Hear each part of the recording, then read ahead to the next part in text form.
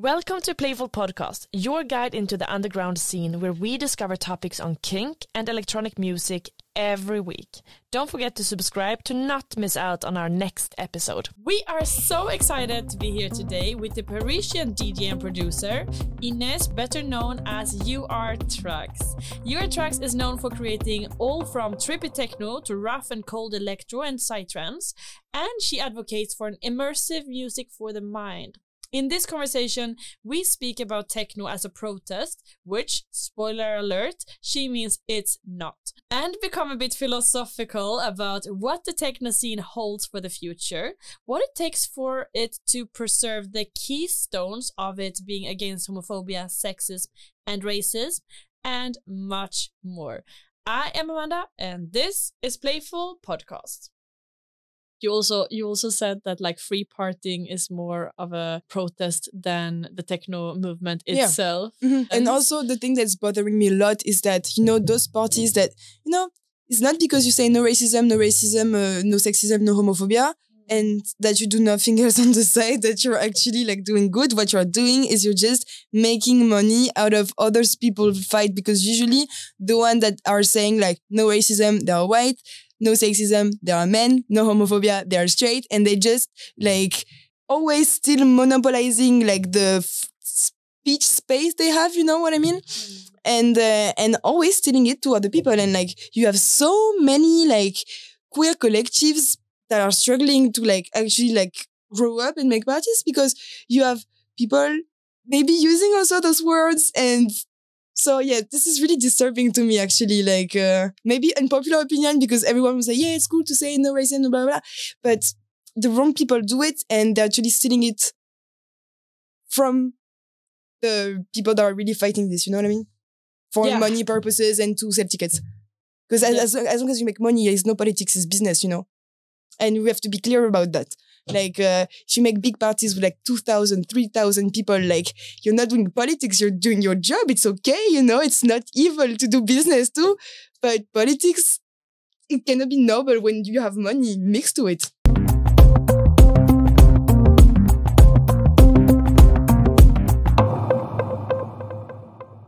It's good if you're a DJ to be able to do power naps. That's a real skill you have to develop, like for real. Did you know it before also? Not really. I mean, I've gotten better with time, when you don't have the time to fall asleep.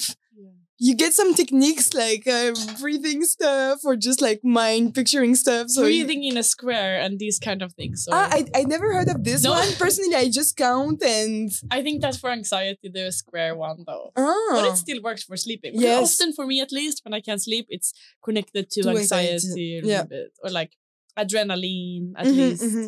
Yeah, it's true. This is for me, that's just crazy. Mm-hmm. After partying. Yeah. You're so filled with adrenaline, like from the club. Yeah, it's true. You must be numb to sleep after, or what happens? Like how? It depends, because like, sometimes, yes, when the people give you like so much energy, you cannot stand alone, or like sometimes in family alone, in many places, it's not always clubs, it can be like concert halls sometimes. So there's no one in the backstage, like really gloomy vibe. And I just go back to my hotel room and try to call some friends if they're awake. And if they're not, I just like write to myself, like what I want to say to other people, you know what I mean? Oh, like, wow. That was really nice because this and that happened, blah, blah, blah. It's important to process it, But otherwise... Yeah, like a diary. Yeah, exactly. And I've heard like so many other DJs talk about this, like, okay, I used to call her Octa, but I realized recently it was Octa. Uh-huh. And like I wasn't wrong since the beginning, but anyhow. And she talked about a lot the importance of like journaling, because like when you live so many intense experiences, like you need to like process it somehow. And if you don't process it, they come back to you like in your face in an abstract way. And it's not healthy for the mind. That is like a psychological thing. Yes.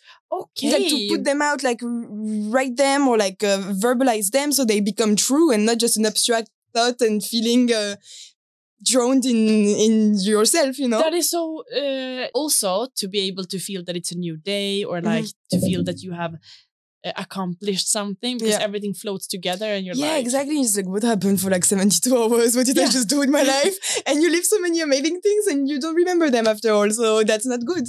Especially if you're traveling a lot. Yeah. and or like like not in the sleeping. airplane. Yeah. Because you have the time, which is like weird, like the sensation of the time and the sensation of the space also gets weird. So I think it's important to just like often take moments. Okay, where am I now? What happened? Okay, I enjoyed. I did not enjoy. And do you remind yourself to do that? Or yes, like, it comes naturally. Like I mean, yes, it's like more like a need, you know. It's not like okay, I have this routine to put into place and stuff. No, it's more like a need. Otherwise, I go crazy.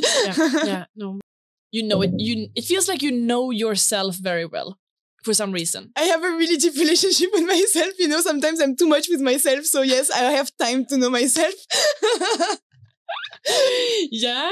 Have you always been like a person who enjoys your own company? I don't know if I enjoy it, but somehow I ask for it, you know? Yeah? Yes. Sometimes I can be really exhausting to myself. But I'm like, okay, it's challenging. Like, you know, like, let's fight, okay? Brain and brain, let's fight. And so this is how we grow, I guess. I see like a meme in front of me of you and you. So funny. Okay, but if you would like explain yourself or like describe yourself with 3 words, what would that be?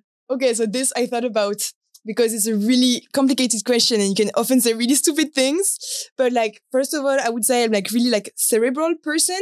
I don't know. What is it? I don't know if it's the word in English, but like, you know, I'm a lot in my mind. Like one of my favorite activities ever is just to think, you know, but not in the bad way. I just love thinking, being in my mind, my thoughts. Like, so I would say I'm a very like brainy person somehow. Can you feel that you structure your thoughts without writing them down? Like you can just have it in your mind. And yes, exactly. I mean, I love like reasoning, you know? So I would say this. But you don't need another person for that. I'm a person who really needs like either to write or another person to know, to like get somewhere with my thoughts. Of course, it's different. Like, but it's good to consider yourself as another person then, you know? Yeah, it seems like you figured it out. I don't know. Maybe I'm pretty weird also, you know, but and then maybe like the second word, what would I say? I would say really like determined. No, like I have a lot of rage inside myself. I'm really hungry, you know, I would say. You want to experience life to the fullest. Exactly. Like I want to put myself in all sort of situation and just like in a hard way, you know. So like, yes, determined and also like hard, but I don't know if it's a word really.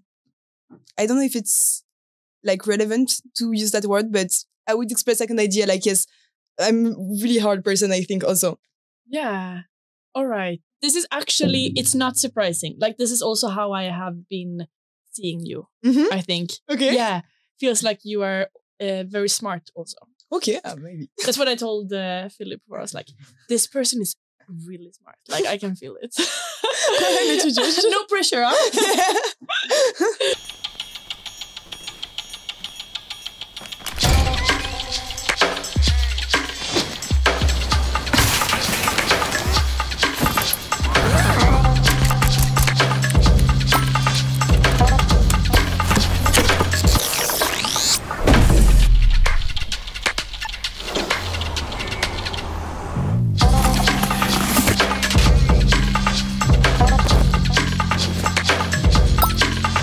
Yeah, because we also spoke about that before, that you started to produce music really early.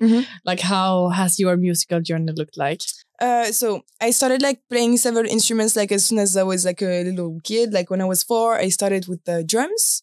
Like actually my mother brought me, you know, to this, I don't know, some fairs, but like for kids, you know, with many like educational games and blah, blah, blah.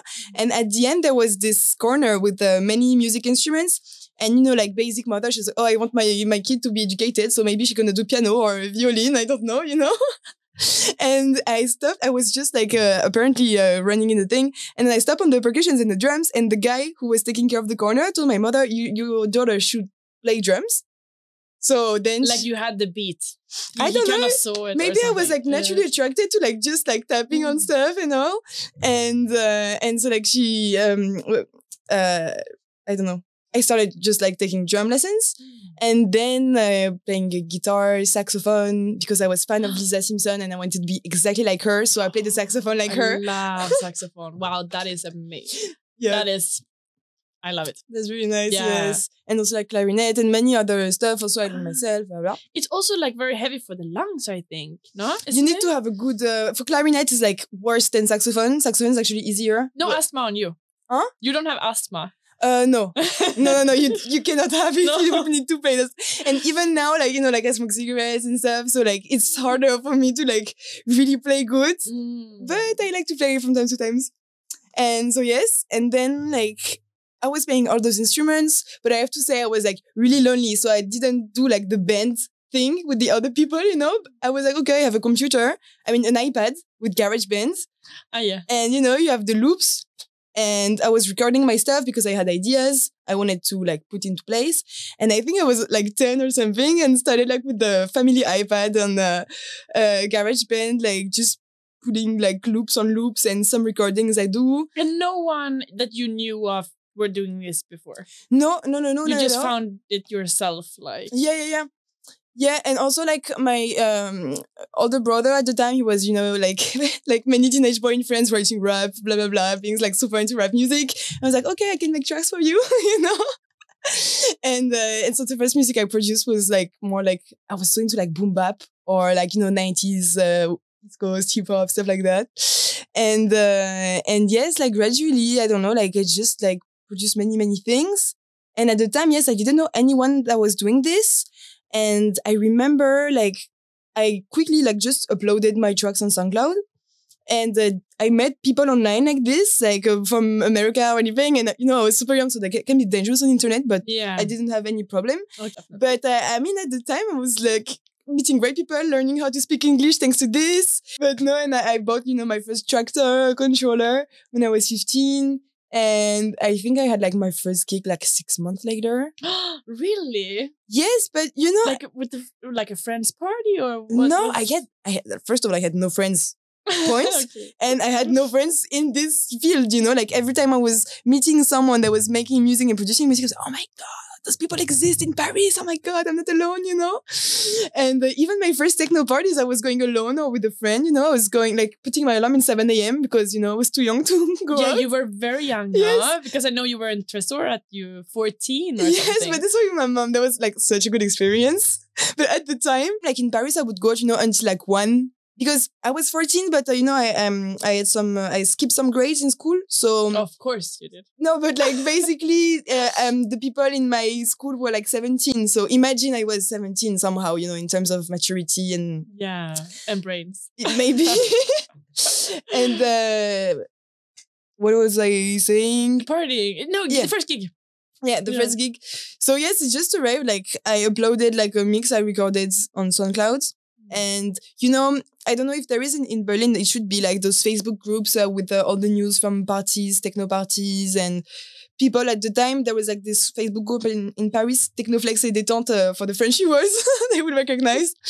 And at first, like people were sharing their music and it was a nice way actually to, I don't know, like share what you do and maybe get opportunities.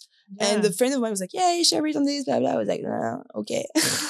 And then quickly, like a guy was like, yeah, do you want to play to my party? I was like, yes.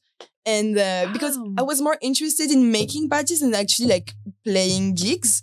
So I was like, okay, I want to play to your party, but I want to organize some with you after. You wanted to be involved with the whole process. Yeah, I wanted to learn everything actually at this moment when I was so 16. Because like, you know, my school was finished and uni was really boring. So I was like, I need some stimulation somewhere else.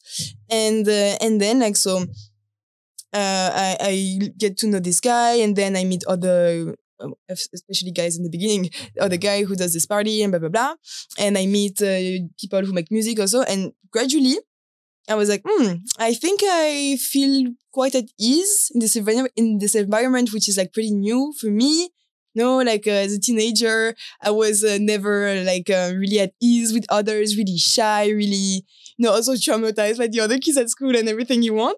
And then like for the first time, I was like, wow, okay, people a bit different. I think I vibe a bit more. Let's dig deeper.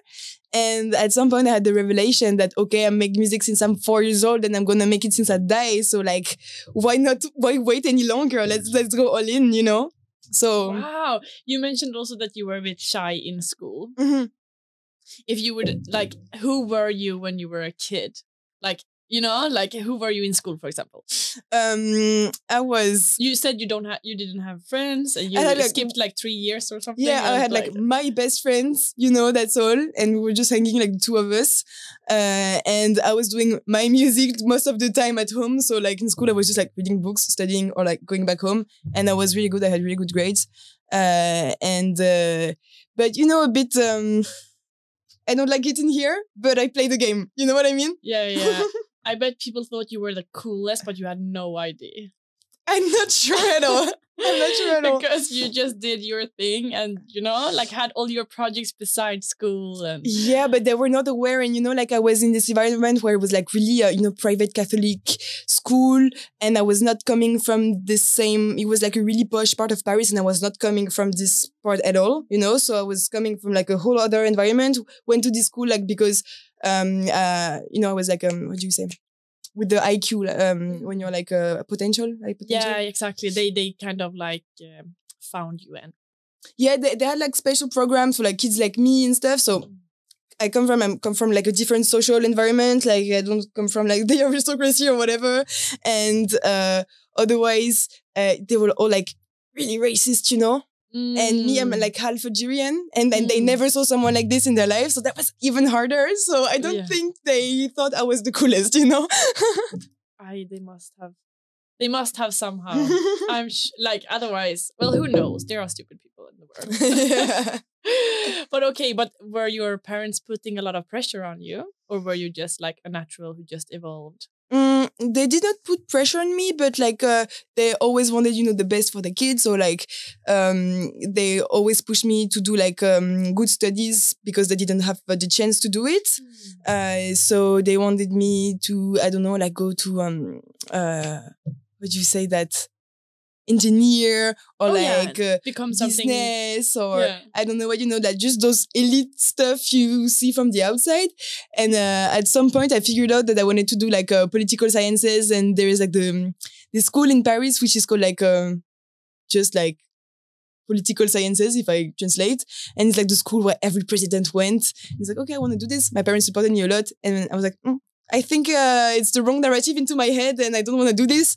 They were like, you know, my arguments were like clear enough for them to trust me and be like, okay, she seems to be sure of what she's doing. Like, wow, you know? Good. Yeah, that's really nice. So are you politically interested?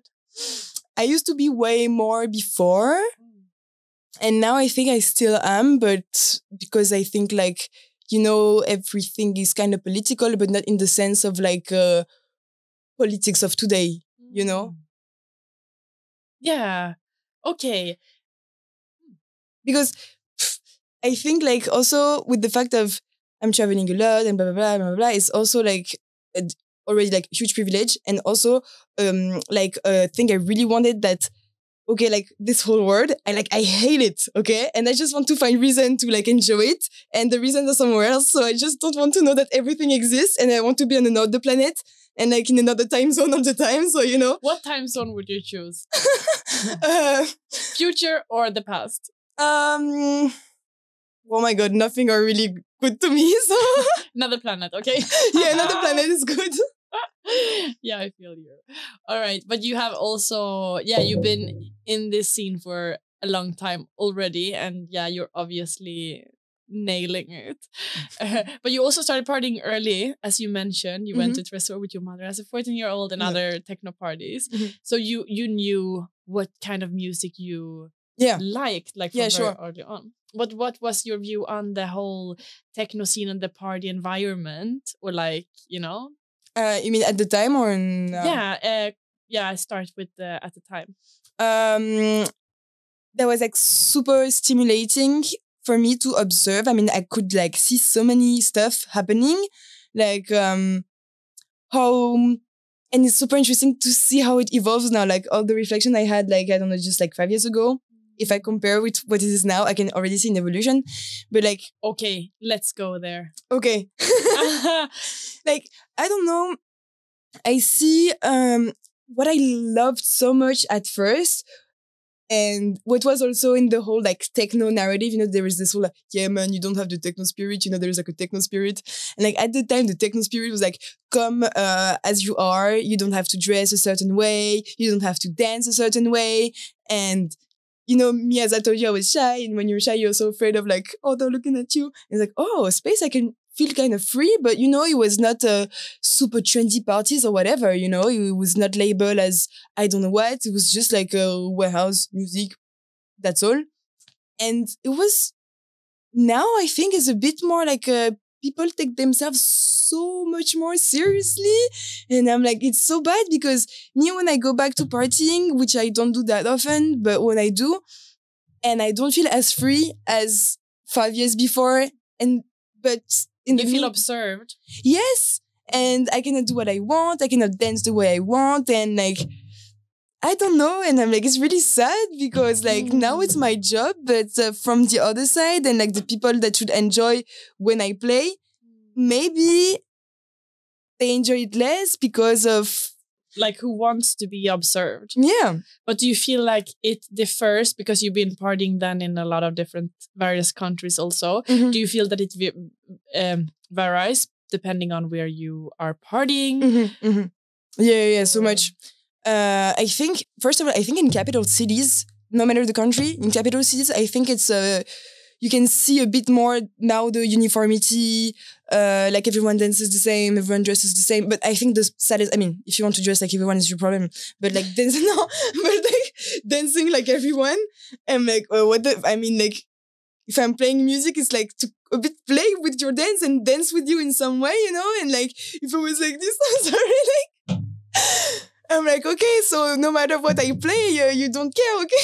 You know what I mean? Yeah, like it doesn't go, yeah, exactly. It's a routine more than it is a feeling that comes out. It is like also like but it's also interesting. I don't want to see it as negative, but when you see this from the outside, like everyone dancing in like a really uniform way, I like it because it's also some sort of ritual, like the bigger picture. I think it's really like solemn and majestic to see.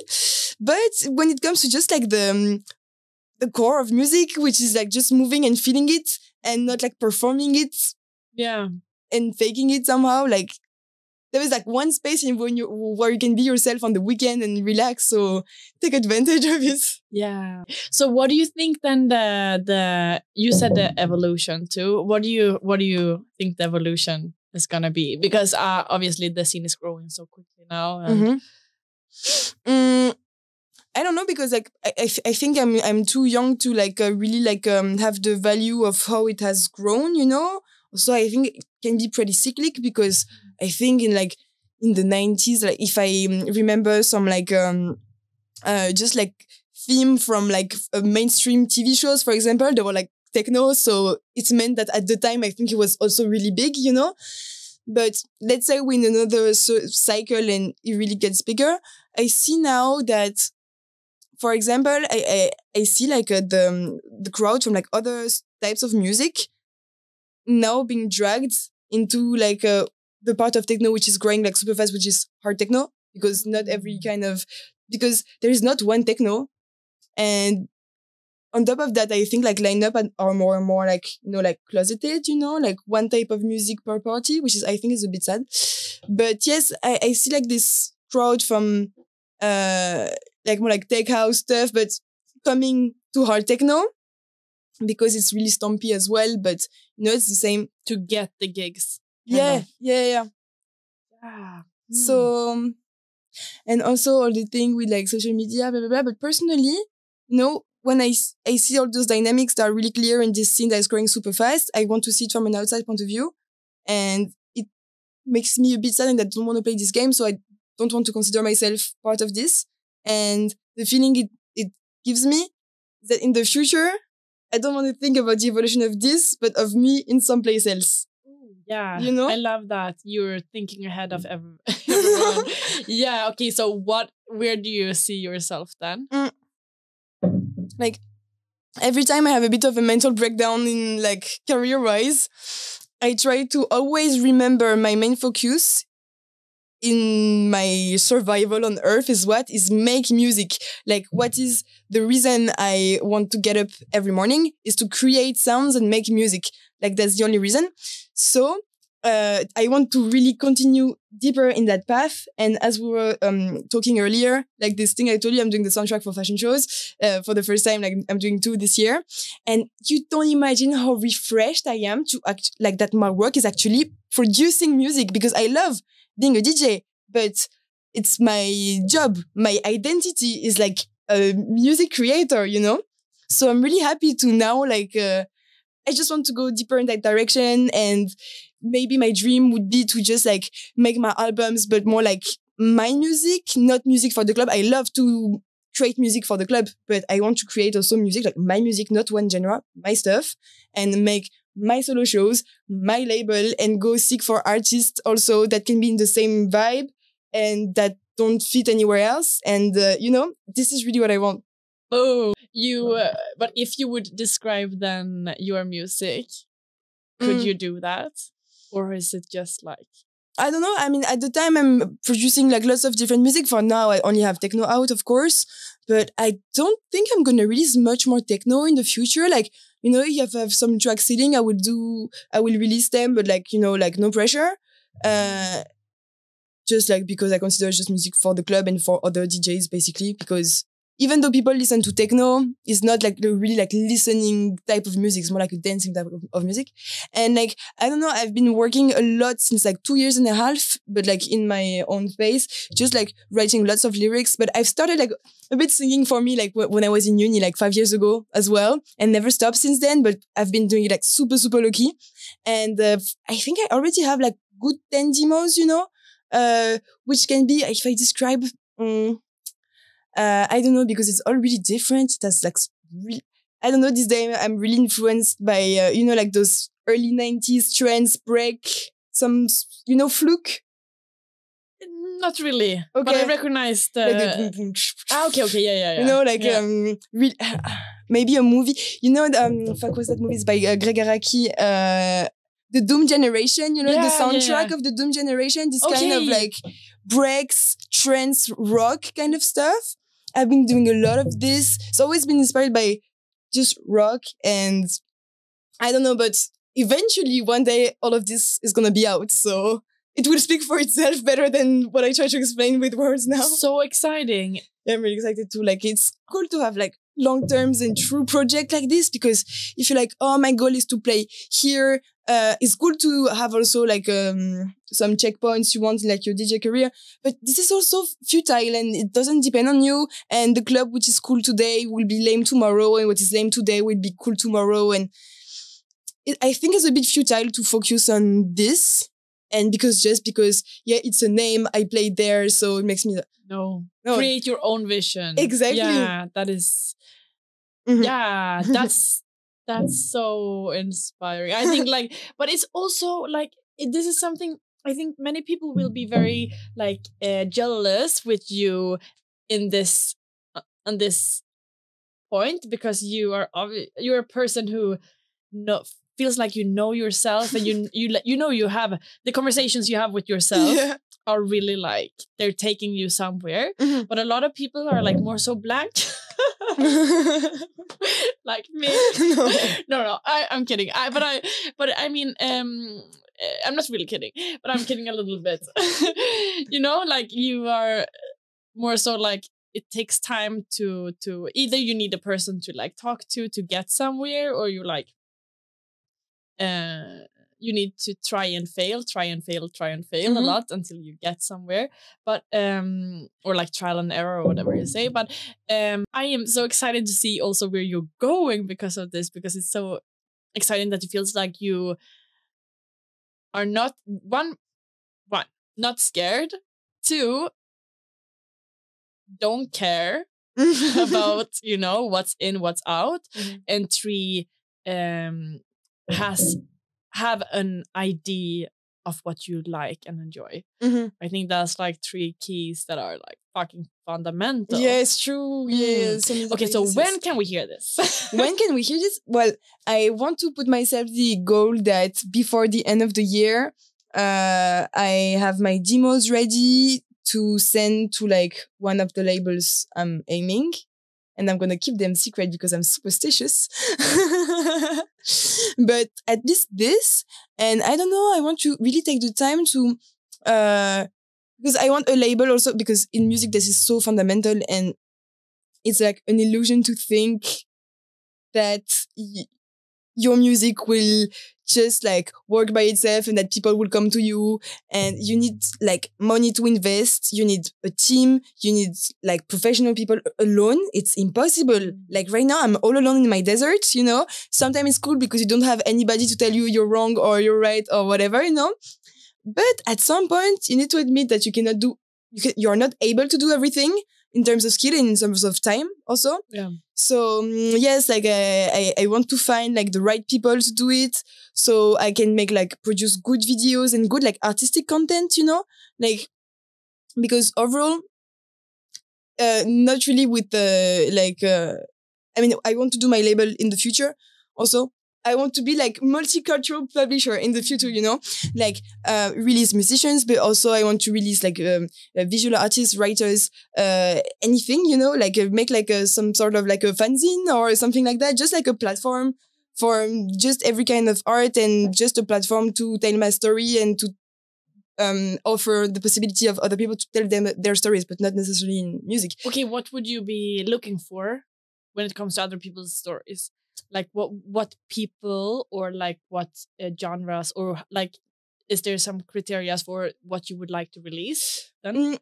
Not really, but because I don't like it when it's said out loud, you know. But for example, as I told you earlier, for me it's really important my like Algerian heritage, and like recently, because in the techno and the electronic scene and stuff, like I haven't met much people coming from like Maghreb diaspora or like former like French and English colonies or anything. But I met some recently. Like there is this girl that's I love her. She's amazing. She's called like Sarah Wild, and she comes from Glasgow, I think. But she's also like half Algerian, and we miss spaces for people from the same background as us to tell their stories. And because we need good representation, and we need to take just like the speech back. I don't want someone else to tell my story for me. And in like, let's say Mediterranean Arabic cultures, we are so spoiled also, like I won't say names, but everyone can imagine, many artists that are making their money on like Arabic music, but you know, they're like French or German, for example. And so it's important. So yeah, maybe cultural appropriation. Yeah, exactly. Yeah. And it's something that is not well, it's obviously a topic that is getting more in, but it's definitely not being I don't think it should be shamed though when it's happening, but more so like the educational part needs to like get in there. So yeah, I think okay. How do you feel about the techno scene when it comes to cultural appropriation and racism, for example? I don't think it's any different than like society overall. And as we were saying earlier, it gets bigger and bigger. So because it comes from like there has been a lot of like talks about that there's like no sexism, no racism, and these things. So it should be more.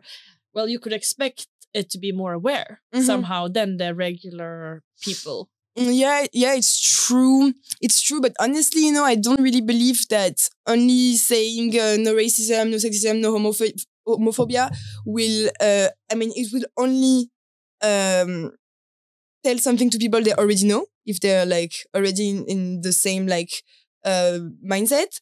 And the assholes that don't get this, if they see it written, they will not get this neither. You know what I mean? So I don't know. And like, you know, like history is really complicated to put anything behind the word techno, because like, for example, you take the gabber scene. At some point it was like, those bald guys, and some were really racist and still are today, you know? And on the other hand, you have some like free party movements where it's like really, really like left, and like they have like, it's the center of their movements to have those reflections. So it's complicated to just give like one answer. And I don't know if like, even though parties can teach people to like live together, I think it's a good way to learn like coexistence. It's a nice setting. But is it the role of it? Like, I think it's a bit too big ambition, and we might be like really disappointed. It's like in a different realm, like DJs that say, yes, I educate the crowd with my music. I think it's really noble quest, but like it's vain, Yeah. And same, even though I wish like people working in the scene and really taking care of it want to like do good around them, maybe it's not our role, like maybe people are grown-ups and open books, and if they don't, stay between you, and we don't accept you inside. Also, you also said that like free partying is more of a protest than the techno movement itself. And also the thing that's bothering me a lot is that those parties that it's not because you say no racism, no sexism, no homophobia, and that you do nothing else on the side, that you're actually like doing good. What you're doing is you're just making money out of others people's fight, because usually the ones that are saying like no racism, they are white, no sexism, they are men, no homophobia, they are straight, and they just like always still monopolizing like the speech space they have, you know what I mean? And always stealing it to other people. And like you have so many like queer collectives that are struggling to like actually like grow up and make parties, because you have people maybe using also those words. And so yeah, this is really disturbing to me actually, like maybe unpopular opinion, because everyone will say, yeah, it's cool to say no racism, blah, blah, blah. But the wrong people do it, and they're actually stealing it from the people that are really fighting this, you know what I mean? For money purposes and to sell tickets. Because as long as you make money, there's no politics, it's business, And we have to be clear about that. Like, if you make big parties with like 2,000, 3,000 people, like, you're not doing politics, you're doing your job. It's okay, it's not evil to do business too. But politics, it cannot be noble when you have money mixed to it. Yeah. I think so. Yeah, definitely. So when it comes to like your journey within your production journey, or like, as a DJ, what has been the biggest struggles? What do you say? I think like imposter syndrome, and also like comparing yourself to others, which is like really challenging. Yeah. But at some point you learn to get over this, I guess. It's also choices, but like now that everyone has the pressure to be like always present online, you see that these DJs like, oh my God, what a big party. Oh my God, oh, the crowd looks on fire. Oh, me, when I play, it's not like this. Oh, but doesn't mean I'm shit. No, it means that they take 3 seconds where people like wear the arms in the air, and it doesn't mean I'm shit, So, yeah, I think like comparing, and also the fact that besides artists, many people that work in like events, they're not artists, so they don't have the same like purity as you somehow. So maybe also it can be complicated to face the truth, when you come like, oh my God, it's my dream to make only this for my life. Oh, it's so pure. I'm going to be so happy. And then like you have people who see this world like, oh, parties make lots of money. I'm going to make money with this. And then my art is like this meme. Yes, exactly. Have you seen it? Someone holds a butterfly and they're like, my art. No, I don't know this one. Then someone is just passing by, like doesn't look at it, It's basically this, yeah. Just like realizing that at some point, like promoters, I'm not even sure they listen to your music when they book you. I mean, not all, okay? But like sometimes I just have to like be conscious of this, and the end of the reflection after all those struggles is that, okay, I make music only for myself, and I will not be worried if I think like this, and for the people also like in the party, mainly for the people in the party. We have now come to the part of the podcast where if you're a Patreon, you'll get the goodies. This is something you don't want to miss, as Inés shares her secret recipe on what it takes for her to produce bangers. We also speak about her production journey from start to finish and much more. Please go to patreon.com/playfulmagazine. You also mentioned now that there are some artists that you are looking at and you're like, fuck, I'm not as talented as them or whatever. Mm-hmm. Maybe it only, I don't know if I understood you wrong there. Maybe it has to do with what videos they post, but I guess also somehow, do you also feel that when it comes to what they create, that you can sometimes be like, wow, shit, they are so ahead? Or no, not at all. I mean, I love listening to artists that I admire because it inspires me so much. Okay, so it's more so the superficial part of it's not necessarily a question of like skills or talent, because everyone's music is different, but it's more like the image side of it, because I'm someone who really is scared and anxious when it comes to like image. Like, I never take pictures of myself. I don't like pictures. I mean, I've gotten like a bit more relaxed on this recently, but like I hate this. I don't really post that much on Instagram, just like my news and shit. But it's really stressing me out a lot. But on the other hand, no, like I love admiring others. It's like the best feeling because it gives you so much energy. I love to have like my idols that I admire.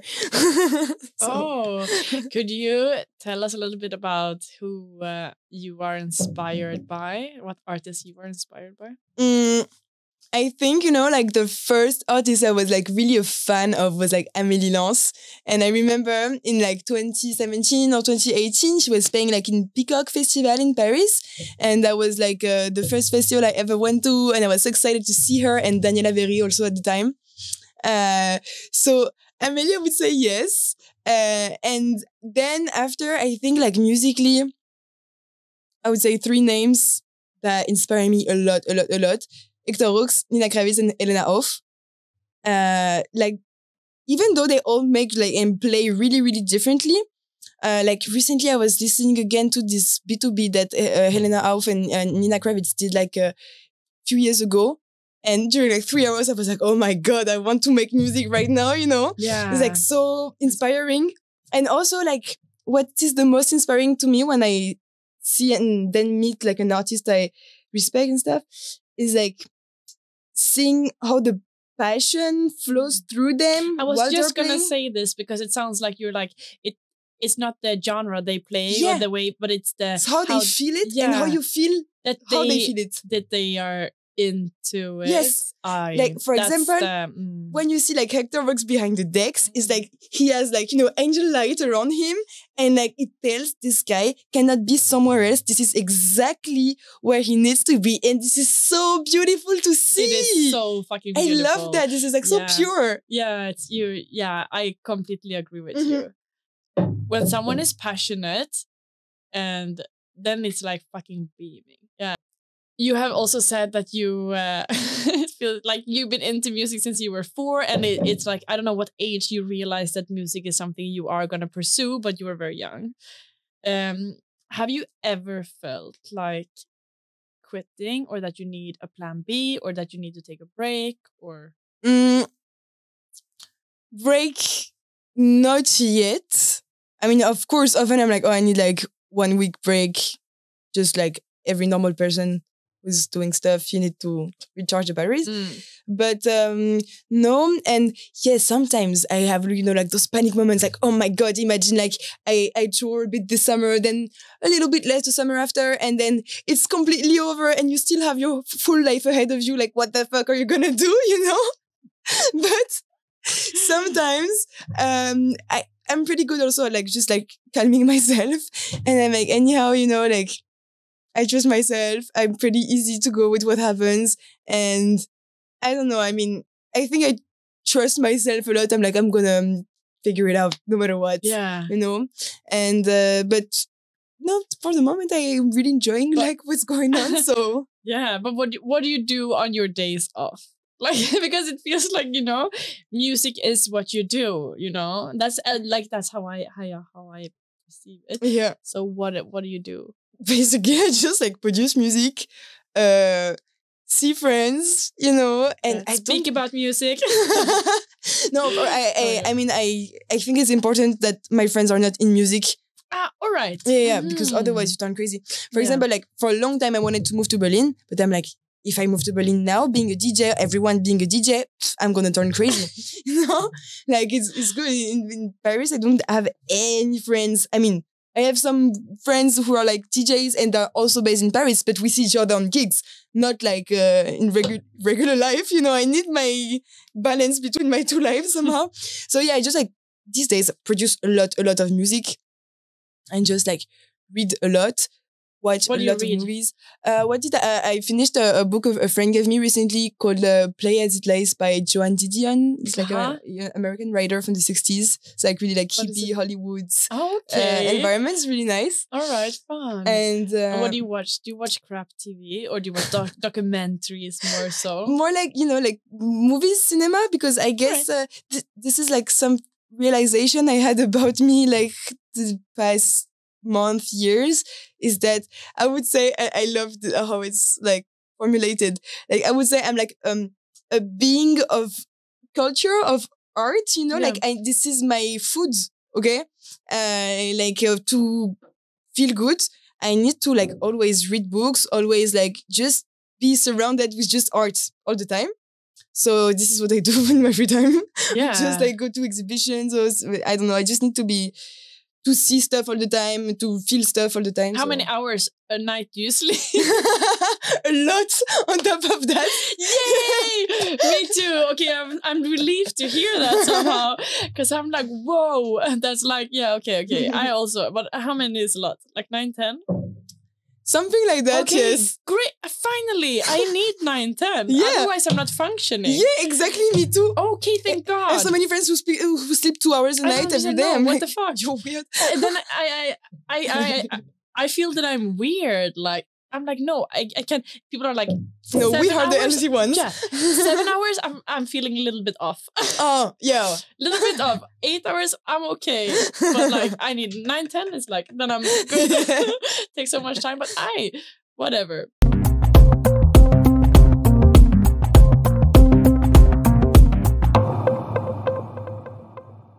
So how do I work with goal setting? I'm someone who always does to-do lists. Okay. Oh, okay. But that can be toxic at some point and counterproductive, because if you set yourself unrealistic goals or too much, then you only get disappointed of yourself, which is the opposite of what you're looking for. So it limits. Yeah. Exactly. So now I'm just like rethinking, not in terms of goals, but in terms of like either focus if it's short term or dreams if it is long term. Because for example, when I started playing and stuff, like my dreams or something that is unreachable actually is my life now, so that's amazing. But I'm like, okay, so now I need to find like a bigger dream, like something unreachable to drive me, like in the illusion, okay, I'm gonna make it super far. So like in the daily routine, you know, like just gets you going. And then like, as I told you earlier, like just think always about like my main focus, and focus eventually become goals. But I think the word goal can be dangerous because you can be disappointed of yourself. Yeah. So just like dreams, I think it's better to just be driven by dreams and organize yourself around your focuses. Yeah. No pressure. Just like dream, but just enjoy a journey along the way also. Yeah. I think that's really good. Good goals can be really limiting. Yeah. And exactly. If you don't reach them, and if you have an exact plan on how you want to reach them, or like a time frame, that's like poison. But also if you have a goal here, you're missing what's here. Yes. But if you can miss what's over here and there, which may be fun too. Yeah, it's or like left or right to those listening. That's yes. All right. Now to the this or that. It's either this or it's that. This is this or that. Introvert or extrovert? Introvert. This is so fun. Like, you are so social, but yeah, I mean, you can never spot who's an introvert or extrovert. It's true, right? You can't. Okay, front row raver or behind the booth? Like behind the person who's DJing. Oh, front row raver. Yeah. All right. Logical or spiritual? Logical. I'm both actually. Yeah, okay, yeah. Breaking Bad or Married at First Sight? Married at First Sight. Yeah? Yes. Oh, fun. Me too. I like Breaking Bad. It was fun too, but I am more for crap TV. Yeah, me too. I love that. Okay. Preferably work as a chef or in a pet store? As a chef. Do you like to cook food? Yeah. Yeah? And you know, like I think like many people, maybe one day I will quit everything and open a vegan restaurant. Like, you know, so many people want to open a restaurant and quitting everything when they're 50. Maybe I'm gonna do it, you know? Oh my God, a vegan restaurant. So but you know, have you like what kind of vegan food do you cook? Because you said there's this Vietnamese restaurant in Berlin that you always go to. Before the interview started, just so no one thinks they missed anything. But yeah, what kind of influences you when you cook? I don't know, because like I have my favorite type of food, which is like Mexican and Asian. Oh, but yes. maybe I could do, you know, like my favorite dish, like, you know, family dish is like chuchuca. You know what it is? No. It's like peppers with like cumin and everything that cook for like super long. Or like, I don't know, like a vegan Mediterranean restaurant doesn't really exist. Maybe I will do it one day. I'm gonna be your guest. Beautiful. Okay, YouTube or Netflix? YouTube.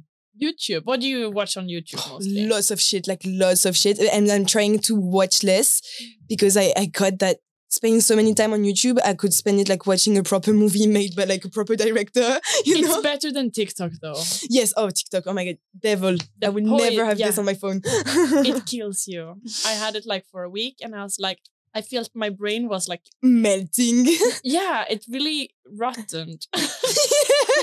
It's crazy. Burned out symptoms. Yes, Gucci only kept it for 1 week. Yeah, I can't. Yeah. Okay, bored or enthusiastic?